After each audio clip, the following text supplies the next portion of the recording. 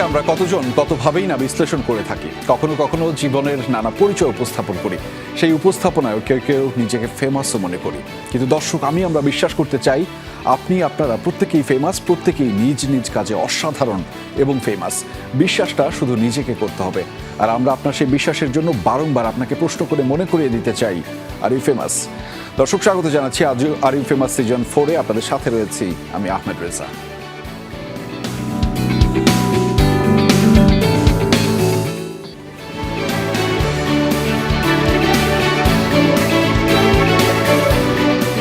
দর্শক, are you ফেমাসের এই আয়োজন মানে ভিন্ন পশা ভিন্ন সাউথি। আমাদের সাথে যুক্ত থাকেন নানান ধরনের মানুষ। আজকে কিন্তু তার ব্যত্যয় করছেন, আজকে দুর্দান্ত দারুণ কিছু মানুষ আমাদের সাথে যুক্ত রয়েছেন, এবং এই আয়োজনে কিন্তু আপনিও থাকতে পারবেন। আমাদের এই আয়োজনটি টেলিভিশনের পাশাপাশি সামাজিক যোগাযোগ মাধ্যম ফেসবুক এবং ইউটিউবে কিন্তু একই সাথে দেখতে পাওয়া যাচ্ছে। ফলে সেখানে আপনি যে কোনো ধরনের মন্তব্য এবং প্রশ্ন কিন্তু যুক্ত করতেই পারেন আমাদের সাথে যুক্ত হওয়ার সারথি এবং অতিথিদের জন্য। আমি আপনার হয়ে সেই প্রশ্ন এবং উত্তরগুলো জেনে নিতে চাইবো আপনার মতো করে। এবং আজকে আমাদের সাথে কয়েকজন মানুষ যুক্ত রয়েছেন যারা দুদণ্ড সময় দিয়েছেন আমাদের জন্য, এবং আপনিও আপনার দুদণ্ড সময় ব্যয় করে লিখতে থাকুন আমাদের এই আয়োজনটি কেমন হলো, কী কী প্রশ্ন রয়েছে আপনার কাছে, এবং আমাদের আয়োজনে কারা কারা যুক্ত রয়েছেন নিশ্চয়ই আপনি জানবেন। আপনার পছন্দের কারা কারা যুক্ত রয়েছেন, আমার দুর্দান্ত পছন্দের ভালো লাগার প্রিয় কিছু মানুষ যুক্ত রয়েছেন। আমি যাকে আসলে প্রথমবারের মতো আমাদের এই আয়োজনে পরিচিত করতে চাই আপনাদের সবার কাছে, যিনি প্রথমবার সময় দিয়েছেন, গুণী মানুষ। আমি অনেক ছোটবেলা থেকে তার কাজ দেখি। ছোটবেলা থেকে দেখি এই কারণে যে এত কঠিন মনে হয় তার কাজ, আমি ভয় পাই তার কাজ দেখে। মাসুদ হাসান উজ্জ্বল, চিত্রনাট্যকার, নির্মাতা, অনেক গুণে গুণান্বিত মানুষ। চিত্রশিল্পী লেখা উচিত ছিল, এখানে লিখে নাই। স্বাগত আপনাকে। কেমন আছেন? হ্যাঁ, ভালো আছি। আমি আপনাকে ভেবে ভালো লাগছে, এবং আমার ওই যে মনে হচ্ছে যে আমি অঙ্কের টিচারের সামনে বসে আছি, এই জন্য একটু ভয় ভয় লাগছে, কেন জানি না, এটা ভয় লাগছে। একদমই ভুল ধারণা আমাকে নিয়ে। ও তাই? কঠিন মনে হয় আপনাকে দেখলেই, কঠিন মনে হয়। আপনি উজ্জ্বল, কিন্তু ব্যাপারটা উজ্জ্বল না, কেমন জানি মলিন, অন্ধকার, বিদিশার নিশা কেমন হইতে পারে না? দর্শক, আমিও আমি ছোট থেকে দেখি বলাটা ঠিক হবে কিনা বুঝতে পারছি না, কিন্তু আমাদের ছোটবেলা থেকে তিনিও বড় মানুষ, এখনো বড়, কেমন জানি বড়ই থেকে গেল, এবং এত দারুণ দারুণ করে কথা বলে, কঠিন কঠিন প্রশ্ন করে এই মানুষটা। আজকে আমাদের সাথে যুক্ত রয়েছেন দ্বিতীয়বারের মতো, এবং তিনি নায়িকা কি আসলে অভিনেত্রী বলা হচ্ছে, কিন্তু আমি তাকে অন্যভাবে চিনি, সবসময় অন্যভাবে জানতে চাই। এখানে বড় করে লেখা আছে অভিনেত্রী, সত্যি কি তাই? আপনার কি মনে হচ্ছে? আচ্ছা, আমাদের সাথে যুক্ত রয়েছেন দর্শক মাসুমা রহমান নাবিলা, অভিনেত্রী, উপস্থাপক কিংবা কথার মানুষ। আমি এই কথাটাও যুক্ত করতে চাই। স্বাগত আপনাকে আর ইউ ফেমাসের আয়োজনে। নিশ্চয়ই ভালো আছেন? জি, আপনি কেমন আছেন? আমি ভালো আছি, আলহামদুলিল্লাহ। সব কিছুর পরে ভালো থাকাটা খুব জরুরি, এবং আমি যার ভক্ত, যে এই মানুষটা, আমি সবারই ভক্ত বাই দ্য ওয়ে, কিন্তু ওনার বেশি বেশি ভক্ত, একদমই বেশি বেশি ভক্ত। খায়রুল বাশার, স্বাগত আপনাকে আমাদের আর ইউ ফেমাসের আয়োজনে। নিশ্চয়ই ভালো আছেন? জি, ভালো আছি। আপনি কেমন আছেন? আমি ভালো আছি। আজকে আপনাকে নিয়ে এসেছি শুধু আপনার কবিতা শুনবো বলে, আর কিছু না, আর কোনো কথা বলতে হবে না আপনাকে। আপনার জন্য কোনো প্রশ্ন নাই। আজকে হতাশ করবো, কারণ আজকে আমি আবৃত্তি করব না, কারণ ওকে, ঠিক আছে, আর আপনার জন্য আর কোনো প্রশ্ন নাই। ওকে। দর্শক, আরও একজন পরিচিত মানুষ এবং আপনাদের অনেক দারুণ পছন্দের মানুষ, আমার তো পছন্দের বটেই, সোহেল মন্ডল, স্বাগত আপনাকে আর ইউ ফেমাসের আয়োজন অনেকবারের মতো। থ্যাংক ইউ আমাকে এখানে আমন্ত্রণ করার জন্য। এত দারুণ দারুণ কাজ করেন, আর বারবার ডাইকানে জিজ্ঞেস করি are you famous, are you famous. মানে নাবিলা, বাশার আর উজ্জ্বল ভাইয়ের সাথে যেহেতু আমি বসতে পারতেছি, তাহলে অবশ্যই নিজেকে ভাবছি আমি ফেমাস। আমি আপনাকে দিয়ে প্রশ্ন শুরু করতে চাই, আমাদের অঙ্কের শিক্ষক। আমাদের একটা কমন প্রশ্ন থাকে, এই জন্য আপনি যেহেতু প্রথমবারের মতো, আমি সবাইকে এর আগে আমার সুযোগ হয়েছিল সবাইকে আমাদের এখানে আমন্ত্রণ জানানোর জন্য, আপনার জন্য যেহেতু প্রথম, প্রশ্নটা আপনাকে দিয়ে শুরু করতে চাই। আর ইউ ফেমাস? ও, তা তো জানি না। কেন জানেন না? জানি না, যে সত্যি কথা বললে হচ্ছে যে কোথাও গিয়ে আমাকে যদি কেউ চিনতে পারে, আমার খুব অবাক লাগে, কারণ আমি এতই কম, আমার বাইরে যাওয়া বা সবখানে আমার উপস্থিতি এত কম, তো আমার বদ্ধমূল ধারণা কেউ আমাকে চেনে না। আচ্ছা। কিন্তু যেহেতু আমি দীর্ঘদিন কাজ করি, তো কোথাও গেলে কেউ চেনে, তখন আমার একটু অবাকই লাগে। আর আমি ফেমাস কিনা এটা নিয়ে আমি আসলে আদৌ ভাবিত না। ব্যাখ্যা দিচ্ছি পরবর্তীতে। Nabila, are you famous? I think I am. কেন? কারণ আপনার অনুষ্ঠানে এসেছি, সেখানে লেখা আর ইউ ফেমাস। আমার মনে হয় না যে কেউ ফেমাস না হলে আপনার অনুষ্ঠানে আমন্ত্রিত হবার কথা ছিল। ব্যাপারটা সত্য না, অবশ্যই সত্য না, এরকম ব্যাপার না। না, আমার মনে হয় আপনার অনুষ্ঠানটা যাদেরকেই আসতে দেখেছি অল আর ফেমাস। এটার কারণ আছে, ব্যাখ্যা দিচ্ছি একসাথে একটু পরে। Are you famous? এটা খুবই কঠিন প্রশ্ন আমার কেন জন্য কেন আসলে। কেন কেন? আমি জানি না, বাট আমি প্রচুর ভালোবাসা পাই সকলের, আপনার আমাদের সকলেরই ভালোবাসা পাই, স্নেহ পাই, এটা জানি। আচ্ছা, এই যে আপনার কথা প্রসঙ্গে আমার একটা কঠিন প্রশ্ন আমার মনে আছে, এটা আমি বিরতিতে আপনার কাছ থেকে জেনে নিব, যদিও অভয় দেন টাইপের আর কি একটা হ্যাঁ, প্রশ্ন আছে। sure, হ্যাঁ, নিশ্চয়ই। সেটা আমি করব পরে, বিরতি থেকে যাওয়ার পরে। Are you famous? আমি অলরেডি অ্যান্সার করেছি, বিখ্যাত মানুষের সাথে যেহেতু বসে আছি অবশ্যই আমি ফেমাস। এখানে সবাই অনেক বিনয় করেছে, আমি কেন এই উত্তরটা এভাবে দিলাম আমি একটু পরিষ্কার করি। আমি দ্বিতীয়বার এই অনুষ্ঠানে আসছি, প্রথমবার আমি এভাবে বিনয় করে দিয়েছিলাম। আমিও এখানে বিনয় গ্রহণ করে না মনে হচ্ছে। তো আমার মনে হলো ওকে এবার একটু ডিফারেন্ট কিছু উত্তর দিই। Thank you so much. But এরকম না ব্যাপারটা যে আমি আপনাকে আনলাম ডেকে, ভাই তারপর জিজ্ঞেস করছি ভাই আপনি ফেমাস কিনা, বিষয়টা এরকম না। না, এটা মনে হচ্ছে না কোনো রোস্টিং প্রোগ্রাম। করবে হয়তো একটু পরে। Not like that. আমরা আসলে একটা কাজ বলতে চাই যে আমরা এখানে ফেমাস শব্দটা রূপক অর্থে বলি সবসময়, এবং সবসময় বলতে চাই যে আপনারা যারা অনেক কষ্ট করে কাজগুলো করেন, সেই কাজগুলো দিন শেষে আমাদেরকে কাঁদায়, ভাবায়, হাসায়, প্রভাবিত করে।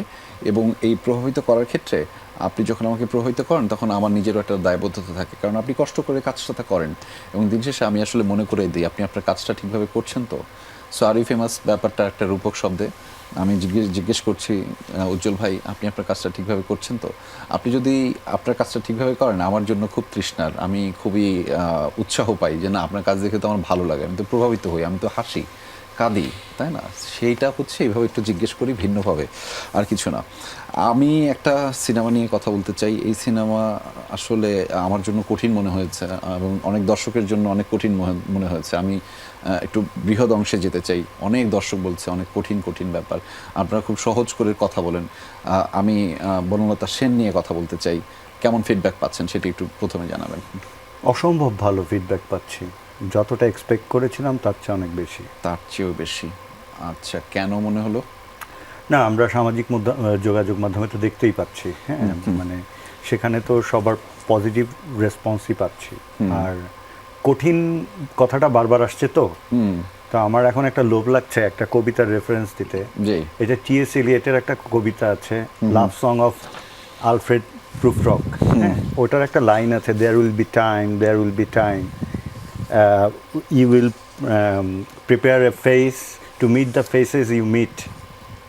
এখন আমি যদি কাউকে বলি যে এই লাইনটা ব্যাখ্যা করো, এখন সে যদি ব্যাখ্যা করার চ্যালেঞ্জ নেয় সে সম্ভবত ফেল করবে যদি এটাকে মোটা দাগে ব্যাখ্যা করতে চায়, মানে একটা লিনিয়ার জায়গা থেকে যদি ব্যাখ্যা করতে চায়। আচ্ছা, এবং এই লাইনগুলো বলার পেছনে আমার একটা কারণ আছে। বনলতা সেন যারা দেখেছেন তারা দেখেছেন যে বনলতা সেনের বিভিন্ন সম্ভাবনাকে আমি দেখিয়েছি। এটাও কিন্তু আর একটা সম্ভাবনা যেটা আমি দেখাইনি, কারণ এটা কোনো গবেষণায় উঠে আসেনি সোফার আই নো। হ্যাঁ, যে এই যে থাকে শুধু অন্ধকার মুখোমুখি বসিবার Banalata Sen, there will be time you will prepare your face to meet the faces you meet.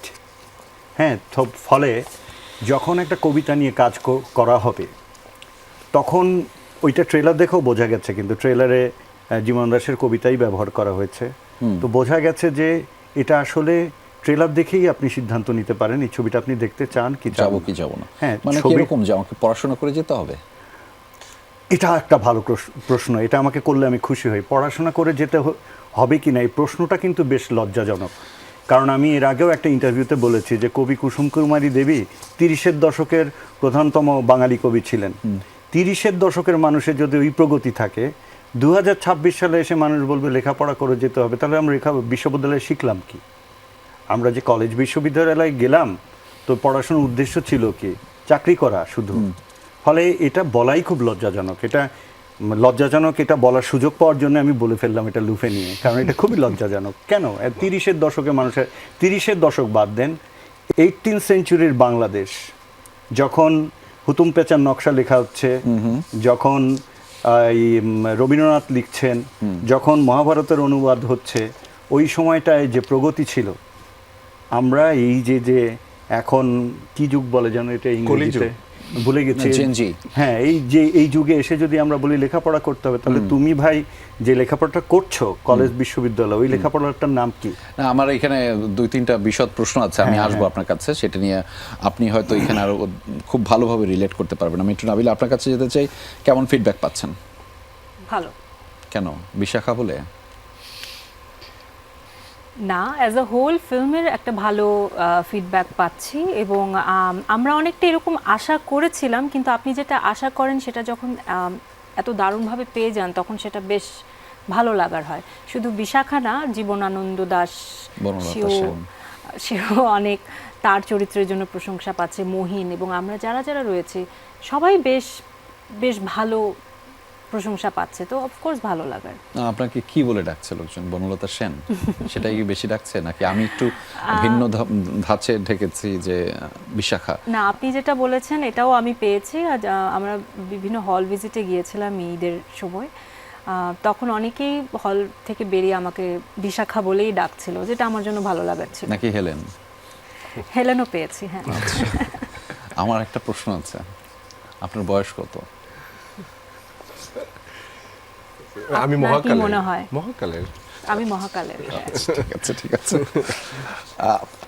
আমি খায়রুল বাশার, আপনার জন্য যে প্রশ্নটা রেডি করেছিলাম সেটা সহজ প্রশ্ন হচ্ছে এরকম: আমি সাম্প্রতিক সময়ে যত কাজ দেখেছি সব কাজে আপনি, কেন? সেটা, হ্যাঁ, সেটা পরিবার হোক, পরিবার কেন্দ্রিক গল্প হোক, সেটা রোমান্স হোক, কিংবা বনলতা সেন, সেটা তো আপনি। মানে কেন? মানে ইউটিউব, সিনেমা, সব জায়গাতে হচ্ছে খায়রুল বাশার। আমাকে কাজে দেখবেন এটাই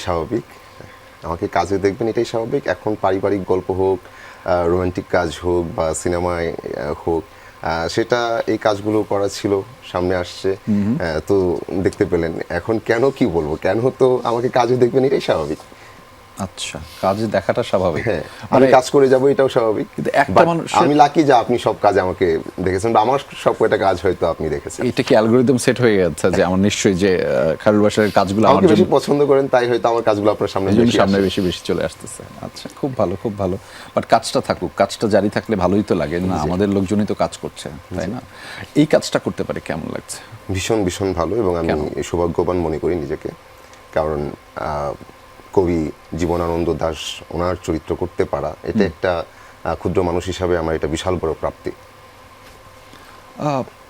আপনার কাছে কি মনে হয়েছে যে এটা আপনার একটা চাওয়া ছিল, এই চরিত্রের মতো একটা চরিত্র? হ্যাঁ। মানুষ সবসময় চায়, সবসময় একজন অভিনেতা, আমি তার ইন্টারভিউ করছিলাম একটু আগে, যে এই চরিত্রটার জন্য সে কি পরিমাণ নিজেকে নিবেদিত করেছে, এবং কয়েকটা অডিশনের পরে এই পুরো সময়টাকে নিজেকে তৈরি করবা ব্যাপার, কিংবা যে আগ্রহের কথা, তাকে যে স্ক্রিপ্টটা দেওয়া হয়েছে সেই স্ক্রিপ্টটার মধ্যে তার যে চরিত্রটা এখন আমরা দেখতে পাচ্ছি সেটা ছিল না, সেটাকে বদলে তিনি আবার নিজেকে আগ্রহ প্রকাশ করছে। একটা ইচ্ছে থাকে না? আপনার কি এরকম কোনো ইচ্ছে ছিল যে এই চরিত্রটা করতে চাই? আমার ইচ্ছে ছিল এই কাজের অংশ হতে চাই প্রথমত। আচ্ছা। অডিশন 2বার দেওয়ার পর ভাই বললেন যে কবি জীবনানন্দ দাশ, ওনার চরিত্রটা আমি করব। তো তখন এটা আমার কাছে বিস্ময় ছিল যে আমি আসলে হয়নি, মানে আমি কেন, বা আমার কি, যেহেতু ওনার চরিত্র, এটা অবশ্যই পিরিয়ডিক্যাল টাইমটাই মনে হয় আমি কাজ করব, তো উনি দেখতে যেরকম, ওনার সেটার সাথে আমার সামঞ্জস্যতা কতটুকু, এই বাট ভাইয়ের সাথে বসার পর সেগুলো ধীরে ধীরে সলভ হওয়া এবং কেটে যাওয়া, যে ওকে, তারপর নিজে কনফিডেন্ট হলাম যে আমি চেষ্টা করব এবং এই চ্যালেঞ্জটা আমি নিতে চাই যে কোনো চরিত্র করার। তো এই চরিত্রটা আমার জন্য অবশ্যই অনেক টাফ ছিল, বাট সেটা অনেক সহজ আমার টিমের কারণে, উজ্জ্বল ভাইয়ের কারণে। উনি আমাকে বুঝিয়েছেন যে আসলে আমরা জীবনানন্দকে কীভাবে দেখতে চাচ্ছি। তো তারপর ধীরে ধীরে প্রস্তুতি নিয়ে আমরা 3 মাস রিহার্সাল করলাম। তারপর আমার যখন লুক, কস্টিউম সব মিলে যখন আসলে শ্যুট শুরু করতাম, তখন এক ধরনের ফিল পেতাম আর কি, যে হ্যাঁ, নিজেকে জীবনানন্দ দাশ এবং একজন বিষণ্ণ, একজন অসহায় এবং একজন সেই সাথে সাহসী মানুষ হিসেবে নিজেকে চিন্তা করতাম আর কি। আপনি কবিতাটা পছন্দ করেন, মানে সেটা কি একটা অ্যাডভান্টেজ হয়েছে এই চরিত্রায়নের ক্ষেত্রে? অবশ্যই কবিতা পছন্দ করা, গান পছন্দ করা, উপন্যাস পছন্দ করা, পড়তে পছন্দ করা, এগুলো তো অবশ্যই আমার সব কাজের জন্যই অ্যাডভান্টেজ আসলে। ব্যাক টু ব্যাক দুইটা ঈদের সিনেমা এবং দুইটাই খুবই আলোচনায় আছে। আপনার গত ঈদের সিনেমাটাও আছে, এই ঈদের সিনেমাটাও আছে। মানে কেমন লাগছে ঈদের সিনেমা এবং আলোচনায় থাকা? এটা তো খুবই ভালো লাগার বিষয় যে আপনি কোনো একটা কাজ করছেন এবং সেই কাজ আলোচনা হচ্ছে, তো সেইটার মতো ভালো লাগার বিষয় তো আর কোনো কিছু হতে পারে না। খুবই ভালো লাগছে, ভালো একটা সময় পার করছি। ভালো লাগছে। এই চরিত্রটা করতে পেরে, মহিনের চরিত্রটা করতে পেরে কেমন লাগছে? ভীষণ প্রিভিলেজড। কেন? কারণ প্রথমত উজ্জ্বল ভাই, আমরা তার কাজ যারা দেখেছি এবং সেই জায়গা থেকে তার মতো ডাইরেক্টরের সাথে কাজ করতে যে কেউ চাইবে। আমি শিওর যে বাংলাদেশের যে কোনো অভিনেতা অভিনেত্রী তার মতো ডাইরেক্টরের কোনো একটা স্ক্রিপ্টে কোনো একটা পার্ট হলেও, মানে সেটা গুরুত্বপূর্ণ চরিত্র কিনা সেটা হিসাব না, হিসাবটা হচ্ছে আমরা জানি যে তিনি এমন একটা গল্প লিখছেন যেখানে চরিত্রগুলো জাস্টিস করবেন এবং আমাকে সেইভাবেই রিপ্রেজেন্ট করবেন। তো সেই জায়গা থেকে ওটা একটা বিশাল লোভ। আর সবচেয়ে বড় কথা যে লোভের পাশাপাশি তিনি এমন একটা চরিত্রের অংশ করে দিলেন আমাকে। আমি জানি না, আজকে একটা রিভিউ পড়ছিলাম, সেখানে লিখেছেন যে আপনি সারা জীবনও আর মানে এইরকম একটা চরিত্র কখনো করতে পারবেন কিনা ডাউট আছে, but you are lucky enough যে বনলতা সেনে আপনি মহিনের চরিত্রে কাজ করেছেন। সো এটা আপনার জীবনের যেন অন অফ দ্য পার্ট। তো সেই হিসাবেও যদি দেখি আমি, তাহলে এটা on of the important work for me. আমার একটা প্রশ্ন আপনার কাছে এখন, আবার একটা প্রশ্নটা হচ্ছে যে আমরা একটু কথা বলছিলাম জেনজি জেনারেশন বা জেনজি আলফা জেনারেশনের মধ্যে, যে জেনজি আলফা জেনারেশন সবসময় রিলস দেখে অভ্যস্ত এবং রিলস হচ্ছে 30 সেকেন্ডসের, এবং সেটির মধ্যে এই সিনেমাটা কি তাদেরকে টানবে কিনা? আমি এটার উত্তরটার পরে আমার ছোট এটার সাথে একটা সম্পূরক প্রশ্ন রয়েছে। আমার ক্ষুদ্র অভিজ্ঞতায় বলে, আমি যে ধরনের কাজ করি, এই যে জেনজি বলে যাদেরকে একটু আলাদা করে দেখা হয়, ওরা আমার বড় একটা দর্শক।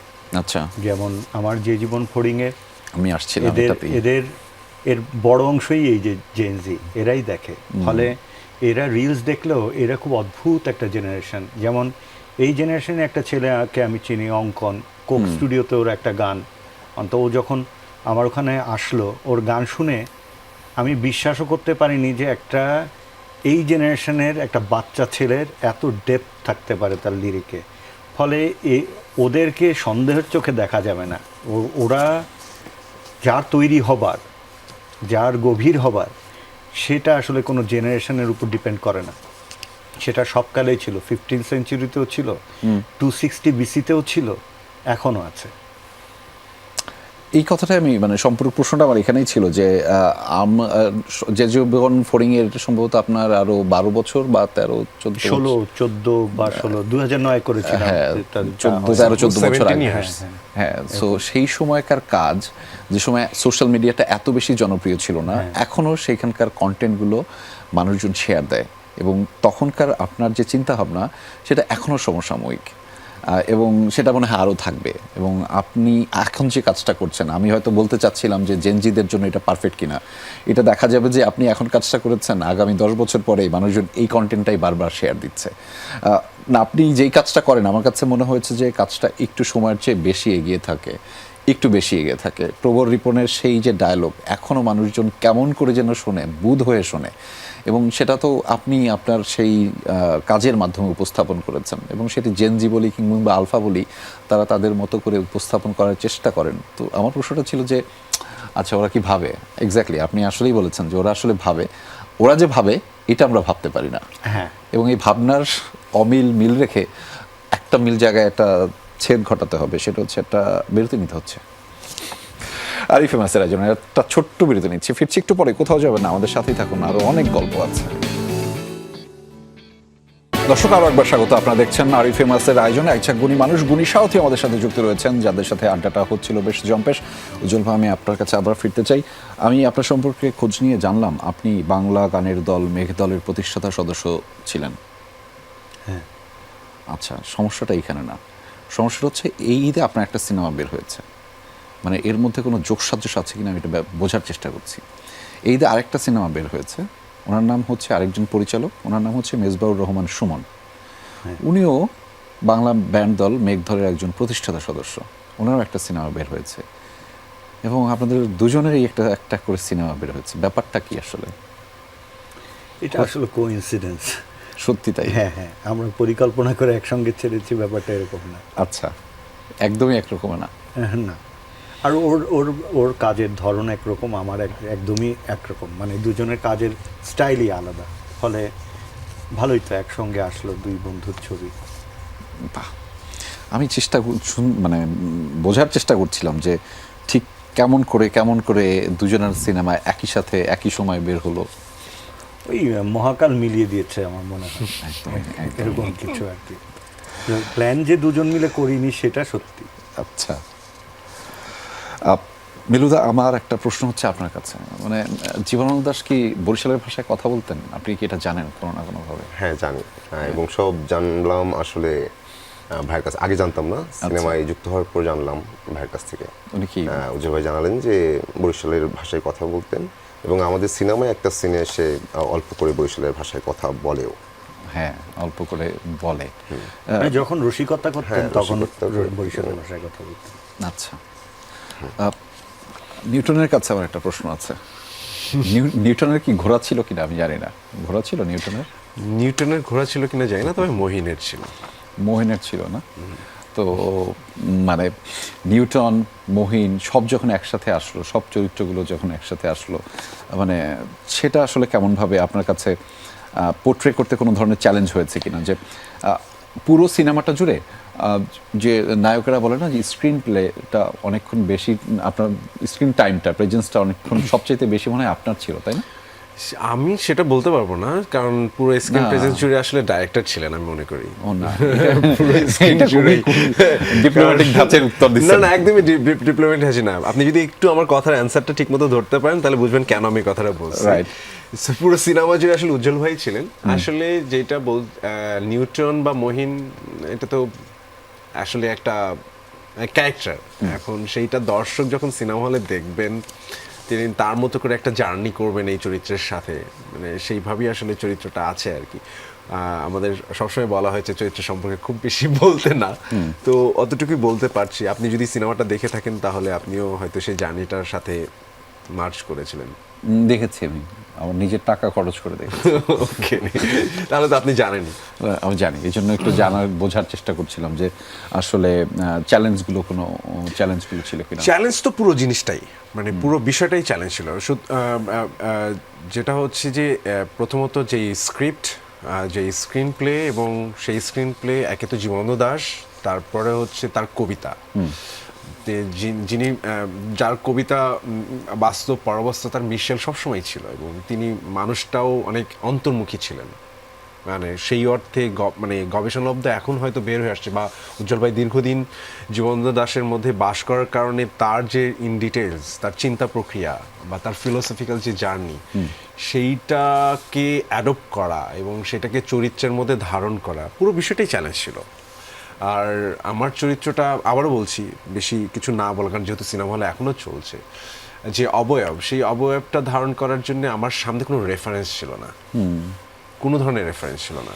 মানে সেই রেফারেন্সটা পেতে গিয়ে আমি সব সময় আমার যিনি ডাইরেক্টর ছিলেন এবং তার উপরে আমি সম্পূর্ণ ট্রাস্ট করেছিলাম, বিকজ অফ উনি যখন আমাকে ন্যারেট করছিলেন বা চরিত্রটার অবয়বটা বোঝাচ্ছিলেন, সেইটার প্রতিটা পিছনে আমার যত রকমের প্রশ্ন ছিল, আমার যত ধরনের প্রশ্ন তৈরি হয়েছিল, সবগুলোর অ্যান্সার তিনি আমার সামনে তৈরি করে দিয়েছেন।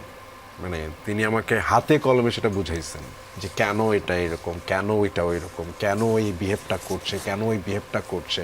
এটা শুধু কবিতা বুঝলেও হচ্ছিল না। মানে আমি একটু গদ্যের ফ্যান, আমি আসলে লিটারেচারের ফ্যান, আমি পদ্য আমার একটু কম পড়া হয়েছে ওই অর্থে, বাট এই সিনেমাটা করতে গিয়ে আমাকে জীবনানন্দ দাশকে পড়তে হয়েছে। তো সেই জায়গা থেকে শুধু পড়া দিয়ে আসলে হচ্ছিল না, কারণ চরিত্রটার অবয়বে এরকম যেটা আসলে অনেক বেশি নির্ভর করতে হয়েছিল আমাদের ডাইরেক্টরের উপরে। আর যেহেতু তার নিজের স্ক্রিন প্লে, তো সেইটা আরও বেশি ওই জায়গা থেকে ভালো হয়েছিল যে তিনি আমাকে আসলে ঠিকঠাক মতো সংযোগটা ঘটিয়ে দিচ্ছিলেন চরিত্রটার সাথে।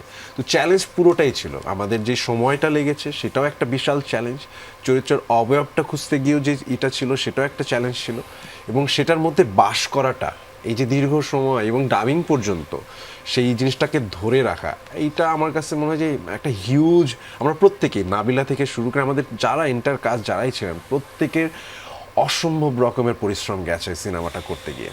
আমি একটু হেলেনের কাছে ফিরতে চাই। হেলেন, সেকালের বনলতাকে এই কালে উপস্থাপন করার ক্ষেত্রে কী চ্যালেঞ্জ ছিল? মানে হয় না যে বিভিন্ন চরিত্রায়ন, আমি একটা প্রশ্ন হয়তো ভাইয়ের কাছেও করব যে বনলতা সেন আসলে দেখতে কেমন ছিল? এক একজনের ভাবনা তো এক এক রকম। আপনি কি ভেবেছেন কখনো যে বনলতা কেমন দেখতে কেমন?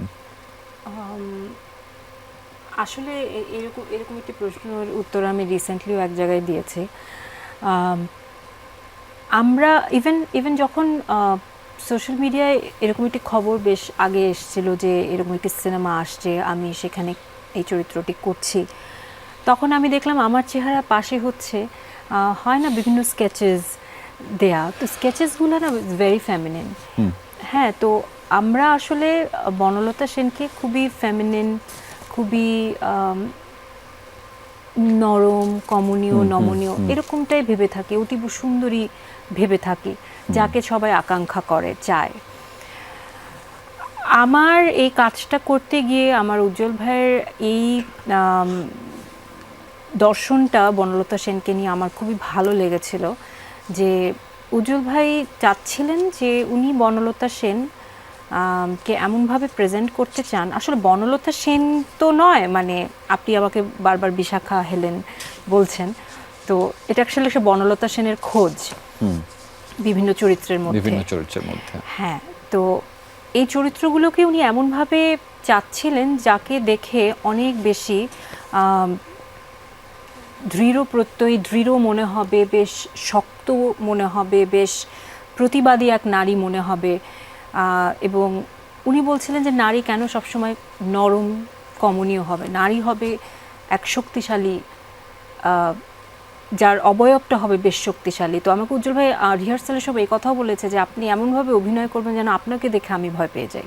আচ্ছা, হ্যাঁ, তো আমার কাছে এই চিন্তাটা বা এই ধারণাটা খুব ভালো লেগেছে, উনি যেভাবে পারসিভ করছিলেন বনলতা সেনকে নিয়ে। সেই ক্ষেত্রে আপনার কাছ থেকে অবশ্যই আমার জানতে চাওয়া যে বিশাখা থেকে মনিয়া পর্যন্ত সব জায়গায় একটা বনলতাকে খোঁজার যে চেষ্টা, সেটা আপনার কাছে কেমন? বনলতা কেমন আসলে? এরকম যে একটু কোমল না, সে রাগীও হতে পারে, যাকে দেখলে ভয়ও পাওয়া যায়, আপনার কাছে কেমন? না, নাবিলা যেটা বলেছে অনেকটাই তাই আসলে। এমনিতেও আমার আগের কোনো কাজে আমি ওই যে নারীর যে একটা চিরাচরিত উপস্থাপনা, হ্যাঁ, যে খুব কোমল, হ্যাঁ, মানে সুন্দর, কিউট বলে যেটাকে আর কি, ওরকমভাবে আমি দেখতে চাই না নারীকে। কারণ আপনি যদি একদম সভ্যতার শুরুর দিকে দেখেন, তো এটা আসলে নারী শাসিত, নারী পরিচালিত সমাজ ছিল। ফলে নানা রকম রাজনৈতিক যোগাযোগে নারীর আজকের অবস্থান, ফলে নারীর শক্তিকে তো ভুলে গেলে হবে না, এবং তার শক্তিতে একটা আলাদা সৌন্দর্য আছে। ফলে আমি সেই শক্তির সৌন্দর্যটা ধরার চেষ্টা করেছি।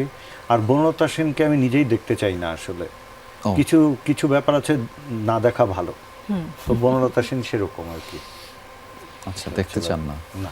যে আমাদেরকে যে দেখালেন, আমরা কষ্ট করে দেখেছেন না, পাইনি, এই যে না পাওয়াটা আছে, খুঁজলাম, বিভিন্নভাবে খুঁজলাম। সেটাই, আবার দেখেছেন ও আমার মনে হয়। হ্যাঁ, দেখেছি। আমার মনের মধ্যে তো একটা বাস করে, আপনার মনের মধ্যে কি রকম বাস করে বনলতা সেন? হ্যাঁ, খায়রুল বাশার হয়ে বলবে না জীবনানন্দ দাশ বলবে? দুইটা উত্তরই নিতে চাই। জীবনানন্দ দাশ না, আগে খায়রুল বাশার। খুবই কঠিন আমার কাছে, এমনই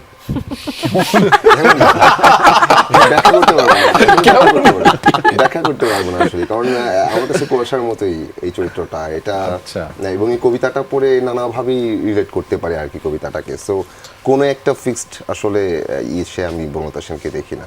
আচ্ছা,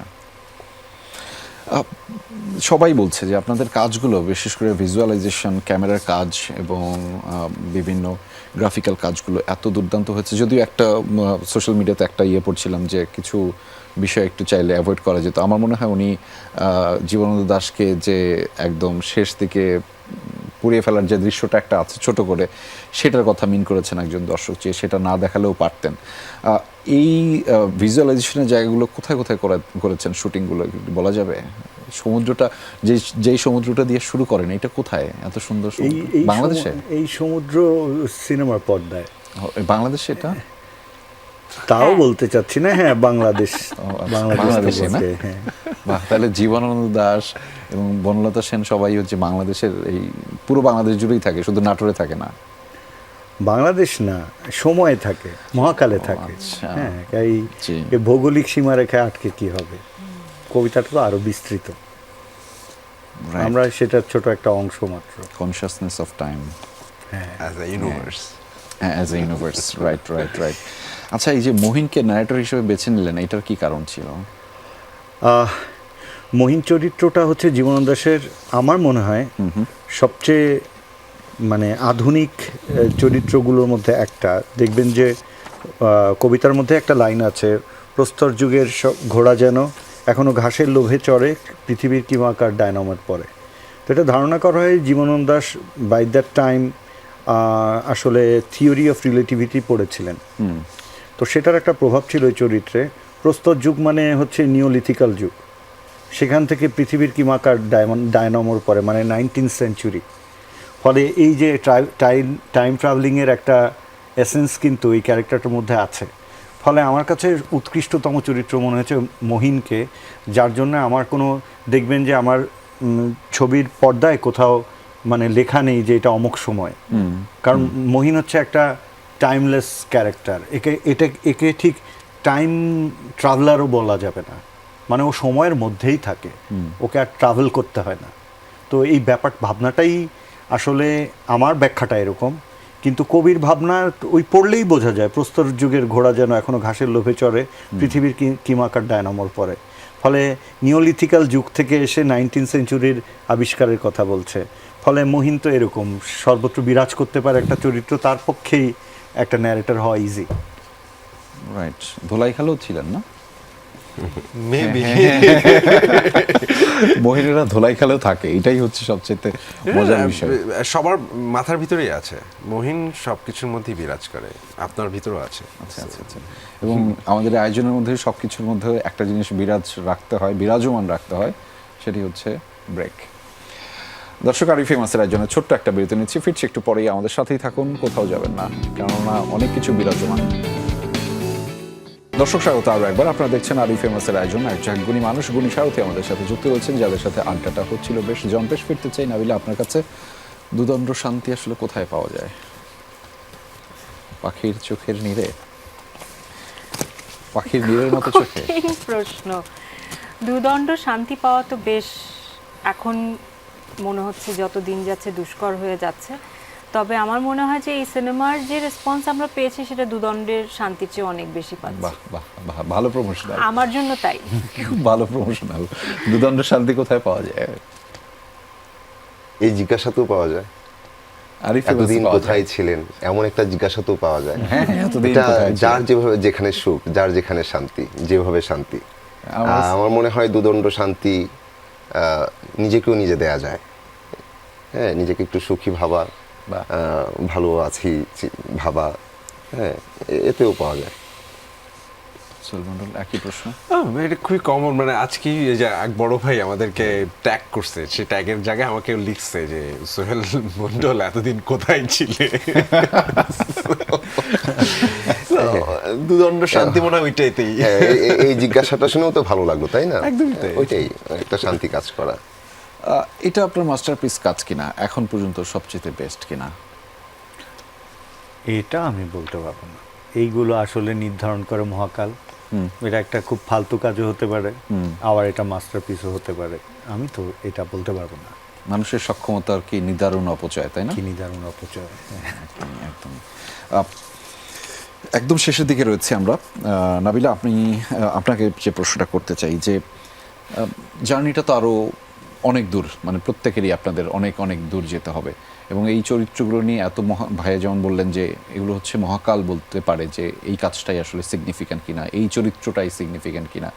মানে সবাই আপনাকে, আমি একটু আগে ডাকছিলাম হেলেন, বিশাখা, বনলতা সেন, বিভিন্নভাবে মনে হয় যে এটাই থেকে যাবে 10 বছর পরে নাবিলাকে আমরা বলবো বনলতা সেন। আমার কাছে সেটা তো আসলে সময়ে বলে দেবে। তবে আমি অবশ্যই বিশ্বাস করি যে এই সিনেমাটা আমার জীবনে একটা বিশাল পাওয়া, এবং আমি বলেছিও যে আমার ক্যারিয়ারেও হয়তো একটা মাইলফলক হয়ে থাকবে। বনলতা সেনকে তো আমরা এই সিনেমাতেও খোঁজবার চেষ্টা করছি, কিন্তু বারবার রেফারেন্স পয়েন্টে তো আসলে আমাকে বা আমার চরিত্রটাই চলে আসে যে আমি বনলতা সেন। তো আমার কাছে মনে হয় বনলতা সেনকে নিয়ে সামনে যখনই কোনো কাজ হবে, কিংবা জীবনানন্দ দাশকে নিয়ে কাজ হবে, সিনেমা হোক বা যে কোনো রকমের ম্যাটেরিয়াল নিয়ে কাজ হোক না কেন, আমাদের এই সিনেমাটা একটা রেফারেন্স পয়েন্ট অবশ্যই থেকে যাবে। তো সেই ক্ষেত্রে তো আমিও হয়তো থেকে যাব কোথাও না কোথাও। সুন্দরভাবে, যে সুন্দর মস্তিষ্কে থাকে তা দেখতে আসতে হয় না, তাই না? আশা করি। খায়রুল বাশার, এটা কি আসলে একটা কালজয়ী চরিত্র হয়ে থাকলো কিনা আপনার ক্যারিয়ারে? অনেক চরিত্র তো করেছেন, মানে আপনি আমার ধারণা মনে হয় স্বল্প সময়ে অনেক বেশি কাজ করেছেন, মাশাআল্লাহ, আলহামদুলিল্লাহ। সেটির মধ্যে এখন পর্যন্ত কালজয়ী চরিত্রটা থাকলো কিনা? আমার ক্যারিয়ারে যদি বলি অবশ্যই থাকবে। আমার ক্যারিয়ারে এটা খুবই উল্লেখযোগ্য একটা চরিত্র। আর একটা বিষয় হচ্ছে যে অনেক দিন পরেও থাকবে কিনা, সেটাও থাকবে। ধরেন আজকে আমরা জীবনানন্দকে দেখে অনেকেই বলছেন যে জীবন্ত জীবনানন্দকে দেখলেন, কিছুদিন পর সেটা আবার নাও মনে হতে পারে। কারণ হচ্ছে কিন্তু থাকবে যে খায়রুল বাশার জীবনানন্দ দাশ করেছিল। কারণ হচ্ছে যে জীবনানন্দ দাশকে আমরা কখনোই দেখি নাই, যতটুকু আসলে ওনাকে দেখা সেটা ওনার কবিতা পড়ে পড়েই। আর একটা স্ট্রাকচার যেটা পাওয়া যায়, উনি কখন চাকরিচ্যুত হলেন, কখন বিয়ে করলেন, কখন কোন অবস্থায় ছিলেন, কখন দিল্লিতে ছিলেন, কখন বরিশাল ছিলেন, এসব পাওয়া যায়, কিন্তু ওনাকে ঠিক বোঝা মুশকিল হয়ে যায়। তো পড়তে পড়তে আমরা নানাজনের কাছে জীবনানন্দ দাশকে নানা রকম মনে হবে। হ্যাঁ, সেটার সাথে এই চরিত্রের বোঝাপড়া নানা রকম হতে পারে, কিন্তু জীবনানন্দ দাশ এই চরিত্র থেকে যাবে, এবং এই চরিত্রের সাথে আমার নামটাও মনে হয় থাকবে যে বাশার করেছিল। না, আমি তো আপনাকে দেখেই নেই ওখানে, আমি জীবনানন্দ দাশকেই দেখেছি একদম হুবহু। কিছুদিন পর আবার আপনি জীবনানন্দ দাশকে পড়তে পড়তে আবার আপনার মনে হতে পারে যে জীবনানন্দ দাশ হয়তো এরকমও, হয়তো ওই রকমও। তখন আবার আমাকে একটু জীবন্ত নাও মনে হতে পারে, কিন্তু এটা মনে হবে যে জীবনানন্দ দাশ খায়রুল বাশা করেছিল। আচ্ছা, আপনার কাছে আসছি, তার আগে একটা প্রশ্ন একটুখানি আমার দরকারি খুবই। আমরা দেখি যে অনেক সময় সিনেমাগুলোতে মানে কঠিন করে বলা হয়, ভাষাটা কঠিন, আমি আবার শব্দটা কঠিন বলছি, আপনি ক্ষমা সুন্দর দৃষ্টিতে দেখবেন অবশ্যই সেটি। আমার প্রশ্নটা হচ্ছে, সাহিত্য নির্ভর অন্যান্য সিনেমাতেও সহজ করে কি বলা যায় কখনো কখনো কোনো দৃশ্যায়ন? আমি যদি একটা দৃশ্যায়নের কথা একটু উল্লেখ করি, আপনার সিনেমাতে একটা দৃশ্য আছে, কাগজ উড়ে যাওয়ার একটা দৃশ্য, এবং সেখানে একটা গাড়ি ঘিরে সেই কাগজগুলো ঘুরপাক খাচ্ছে, সেখানে মহিন জিজ্ঞেস করছে আপনার ব্যাগে কি আছে, সেখানে একটা কথোপকথন। এই দৃশ্যায়নটা কি একটু সহজ করে বলা যেত? যদি সহজ করে বলা যেত আপনি কি বলতেন? মানে আমার কাছে মনে হচ্ছে যে এটা কি আরও সহজ করে বলা যেত, মানে দর্শক পয়েন্ট অফ ভিউ থেকে। দেখেন, সব কিছুর একটা প্রায়োগিক দিক থাকে, কিন্তু সাহিত্যের মাধুর্য হচ্ছে তার গভীরতায়। আচ্ছা, তো এখন আপনি গভীরতাকে যদি কম্প্রোমাইজ করেন, তাহলে সাহিত্য তার মাধুর্য হারায়। এটা আমি মিউজিক দিয়েও বলতে পারি। ধরেন, কে যদি রিকোয়েস্ট করে বাখ, মোজার্ট বা বেথোভেনকে এখনকার সহজবোধ্য মিউজিক করতে, তাহলে পৃথিবী আসলে গভীরতর সম্পদ থেকে বঞ্চিত হবে। ফলে সহজ করে উপস্থাপনের জন্য তো আরো লোক আছে। আচ্ছা, সবাইকে কেন করতে হবে? কঠিন করে বলাটা একটা শিল্প মনে করলে তাই, অপরাধ তো নেই। আর ভাষাটা তো বাংলা। ধরেন, যখন বাঙালি অবলীলায় হিন্দি ভাষা বুঝতে পারে, ওকে, চাইলে ফরাসি ভাষা বুঝতে পারে, বাংলা ভাষা বুঝতেই যত আপত্তি। এটা একটু দুঃখজনক না? পৃথিবীর অন্যতম সমৃদ্ধ ভাষা বাংলা। কিন্তু যে গভীরতম ব্যাপার বোধগম্য নয় সেটি কি আসলে সহজ বুদ্ধ? সেটা তো বোধে নিতে চাইতে হবে আপেক্ষিক তো। বিষয়। আমি কি এক্ষেত্রে বলবো, আমার কাছে এই সিনেমায় বেশ মানে পুরোটাই সুন্দর, এই সিনটা আরো বিশেষ সুন্দর আমার কাছে। না, কারণ হচ্ছে- সুন্দর, মানে হ্যাঁ, বিশেষ সুন্দর অসম্ভব সুন্দর। এবং এই সিনটা অনেক বেশি সহজ হয়ে ওঠে সিনেমায় যত আগায় সামনে, তত এই সিনটা সহজ হয়ে ওঠে। কিভাবে যে আমরা তখন দেখি যে মহিন আসলে সময়ের, হ্যাঁ, এবং সে অনেক মানে বইয়ের মানে বইয়ে কি লেখা সেটা সে আগে থেকে জানতে পারে। তো ওই সিনটা আসলে ওই ঘোরটা ক্রিয়েট করে রাখা, যেটা সিনেমাতে আগানোর পর পর আমরা ধীরে ধীরে আরো জানতে পারি। রাইট। একদমই শেষ মুহূর্তে রয়েছে, আপনাদের একটি বাক্য মাত্র শুনতে চাই। সোহেল মন্ডল, আপনাকে দিয়ে শুরুটা করতে চাই, কি বলতে চান দর্শকদের জন্য? আপনার প্রশ্নের ওইটা ধরে টেনেই আমি দর্শকদের এক বাক্যে। বলি যে সেটা হচ্ছে যে কঠিন বা সহজ বলে কিছু নাই, দৃশ্য মাধ্যমে এটা একটা দৃশ্যকাব্য। আমরা যখন লিখি তখন সেটা লেখক কাব্য আর একটা দৃশ্যকাব্য। সো সেই কাব্যটা আপনি দেখতে পাবেন, আসলে দৃশ্যকাব্যটা দেখতে পাবেন সিনেমা হলে। তো বনলতা সেন সিনেমা হলে এসে দেখুন, আমাদের খুব ভালো লাগবে। জি, খায়রুল বাশার। অনেক কঠিন কথা হচ্ছে, অনেক কঠিন প্রশ্ন ছিল, অনেক কঠিন বিশ্লেষণ ছিল, ব্যাপারটা এত কঠিন না। আমার মনে হচ্ছে আপনারা বনলতা সেন উদযাপন করছেন, এই উদযাপন চলুক, বহুদিন চলুক। জি, নাবিলা। আমিও তাই বলবো, উদযাপন চলছে, উদযাপন চলুক। আর যদি বোধগম্য না হয় তাহলে আরেকবার দেখতে ক্ষতি নেই। আমার মনে হয় দ্বিতীয়বারে আপনাদের অনেক কিছু সহজ মনেও হয়ে যেতে পারে। জি, উজ্জ্বল ভাই, এক বাক্যে শেষ করতে হবে। এক বাক্যে শেষ হচ্ছে, এখানে কেউ নেই।